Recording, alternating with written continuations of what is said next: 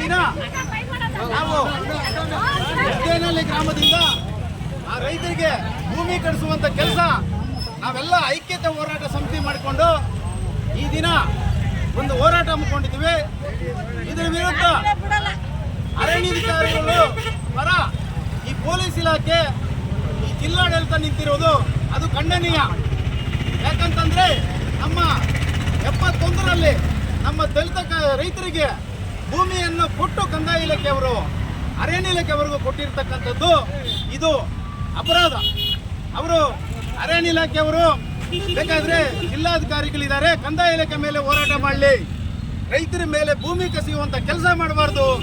ಅವ್ರಿಗೇನಾದರೂ ನಮ್ಮ ದಲಿತ ರೈತರಿಗೆ ನೀವೇನಾದರೂ ದೌರ್ಜನ್ಯ ಮಾಡೋದು, ಪೊಲೀಸವ್ರನ್ನ ಮುಂದೆ ಬಿಟ್ಟು ಚೂ ಬಿಡುವುದು, ಈ ಕೆಲಸವನ್ನ ಮಾಡಿದ್ರೆ ಇದು ಒಂದು ಮೊದಲನೇ ಹೋರಾಟ. ನಿಮಗೆ ಮುಂದಿನ ದಿನಗಳಲ್ಲಿ ಇವಾಗ ಭೂಮಿಗೆ ನುಗ್ಗುವಂತ ಕೆಲಸ ಮಾಡ್ತಾ ಇದೀವಿ ನಾವು. ನುಗ್ಗುವಂತ ಟೈಮಲ್ಲಿ ನೀವೇನಾದರೂ ತಡೆದ್ರೆ ನಮ್ಮನ್ನ ಮುಂದಿನ ದಿನಗಳಲ್ಲಿ ಉಗ್ರವಾದ ಹೋರಾಟವನ್ನು ಮಾಡುತ್ತೇವೆ ಎಂದು ಎಚ್ಚರಿಕೆಯನ್ನು ಕೊಡ್ತಾ ಈ ಸರ್ಕಾರಕ್ಕೆ ಎಚ್ಚರಿಕೆಯನ್ನು ಕೊಡ್ತಾ ಇದ್ದೀವಿ. ಕೂಡಲೇ ಜಿಲ್ಲಾಧಿಕಾರಿಗಳು ಎಲ್ಲೇ ಇದ್ರೂ ಸಹ AC ಅವರು ಪೊಲೀಸ್ ಅವರನ್ನು ನೋಡಿ ಚೂ ಬಿಟ್ಟಿದ್ದಾರೆ. ಸಾವಿರಾರು ಮಂದಿ ಪೊಲೀಸ್ ಅವರನ್ನು ಬಿಟ್ಕೊಂಡಿದ್ದಾರೆ. ಇಲ್ಲಿ ಏನ್ ಸ್ವಾಮಿ, ನಾವು ಏನಾದರೂ ನಿಮ್ಮ ಅಧಿಕಾರದಲ್ಲಿ ಬರ್ತಿರ್ತಕ್ಕಂಥ ಏನಾದರೂ ಭ್ರಷ್ಟಾಚಾರವನ್ನು ಕೇಳ್ತಾ ಇದೀವಿ ನಾವೇನಾದರೂ? ಇಲ್ಲ ತಾನೆ.